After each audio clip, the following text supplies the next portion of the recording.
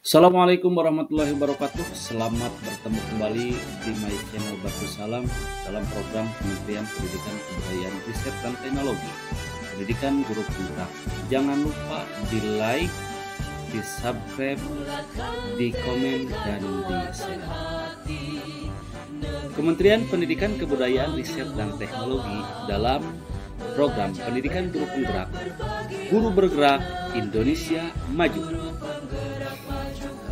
Perkenalkan, saya calon guru penggerak angkatan 6 Kabupaten Sukabumi. Nama saya Batu Salam, Pilih Kerja, SD Negeri Cibarikbek, Kecamatan Sagaranten, Kabupaten Sukabumi, Provinsi Jawa Barat. Sebagai fasilitator, Ibu Desi Asmita, dan pengajar praktik Bapak Angga Cahya. Program Kementerian Pendidikan Kebudayaan Riset dan Teknologi dalam program pendidikan guru penggerak. Kali ini laporan jurnal refleksi dewi mingguan modul 1.4 budaya positif. Jurnal refleksi dewi mingguan modul 1.4. Dalam jurnal refleksi kali ini saya menggunakan model yang ketiga, yaitu Sick Thinking Head atau teknik non-topi. Model Sick Thinking Head ini diperkenalkan oleh Edward de Bono pada tahun 1985. Model ini melatih kita melihat satu topik dari berbagai sudut pandang yang disimbolkan dengan 6 warna topi. Setiap topi mewakili cara berpikir yang berbeda. Penggunaan dalam membuat refleksi model ini: 1. Topi putih. Tuliskan informasi sebanyak-banyaknya terkait pengalaman yang terjadi. Yang kedua, topi merah. Gambarkan perasaan Anda terkait dengan topik yang sedang dibahas. Yang ketiga, topi kuning. Tuliskan hal-hal positif yang terkait dengan topik tersebut. 4. Topi hitam. Tuliskan kendala, hambatan, atau risiko dari tindakan atau peristiwa yang sedang dibahas. 5. Topi hijau. Jabarkan ide-ide yang muncul setelah mengalami peristiwa tersebut. 6. Topi biru. Tarik kesimpulan dan bandingkan dengan tujuan yang telah ditetapkan sebelumnya. Informasi terkait pengalaman. Pada tanggal 10 sampai 11 Oktober 2022, mulai dari diri dan eksplorasi konsep. Pada kegiatan ini, saya dapat mengaktifkan pengetahuan awal tentang konsep pendidikan KHD, dihubungkan dengan konsep budaya dan lingkungan positif di sekolah. Pada tanggal 12 sampai 13 Oktober 2022, eksplorasi konsep. Forum diskusi. Pada kegiatan ini, saya dan antar sesama CGP berdiskusi dan mengenal perubahan paradigma, konsep disiplin positif dan motivasi keyakinan kelas, pemenuhan kebutuhan dasar, 5 posisi kontrol, dan segitiga restitusi. Pada tanggal 14 dan 17 Oktober 2022, ruang kolaborasi.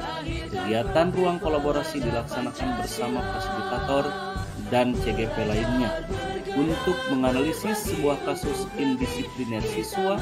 Analisis kami terhadap konsep dasar budaya positif. Masih informasi terkait pengalaman.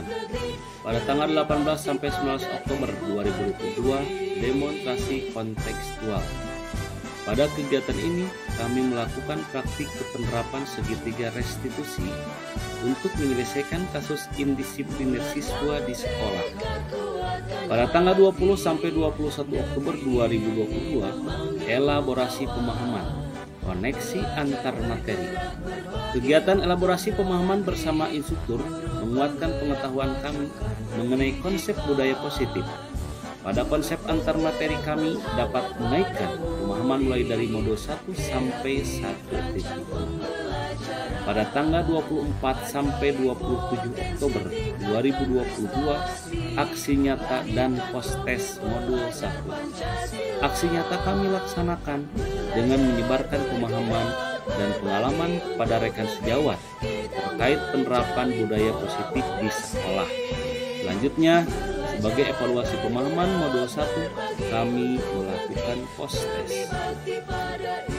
Terkait perasaan saya Saya merasa bahagia dan bersyukur dapat mengikuti serangkaian proses pembelajaran di modul 1.4 budaya positif ini dengan lancar. Saya juga merasa senang karena banyak ilmu dan hal positif yang saya dapatkan. Saya senang bisa berdiskusi dan berkolaborasi dengan PGP lain yang tentunya semakin menambah wawasan. Saya merasa tertantang dan semakin bersemangat dalam menciptakan budaya positif, serta masih banyak yang harus saya benahi terkait budaya positif di sekolah. Hal-hal positif dan manfaat.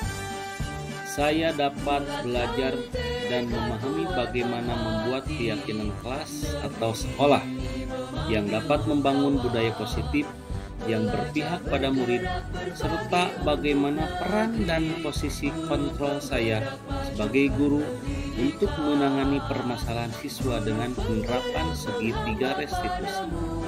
Saya dapat mengenali kekuatan dan kelemahan sebagai pendidik melalui refleksi pembelajaran dan pembiasaan tentang budaya dan lingkungan positif di sekolah yang akan memunculkan rasa aman dan nyaman bagi peserta didik maupun seluruh warga sekolah.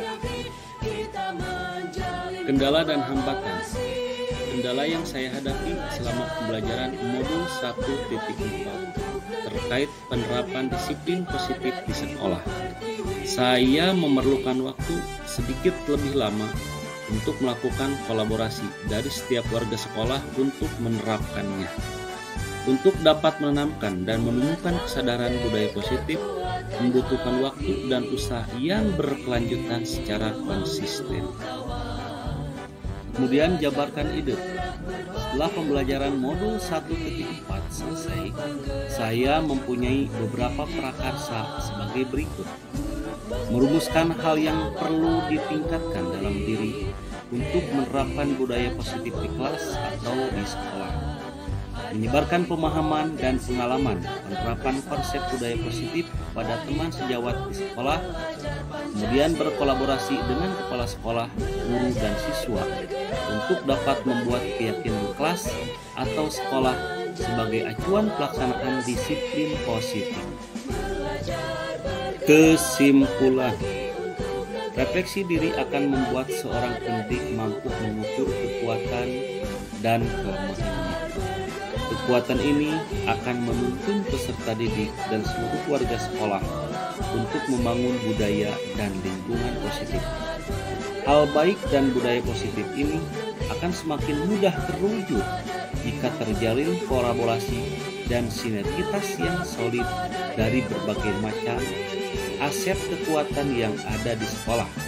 Sesuai dengan tujuan awal, saya mempelajari modul 1.4 budaya positif. Demikian pemaparan saya dalam menyelesaikan tugas jurnal refleksi dewi mingguan modul 1.4 budaya positif. Semoga bermanfaat. Terima kasih. Wassalamualaikum warahmatullahi wabarakatuh. Salam dan bahagia.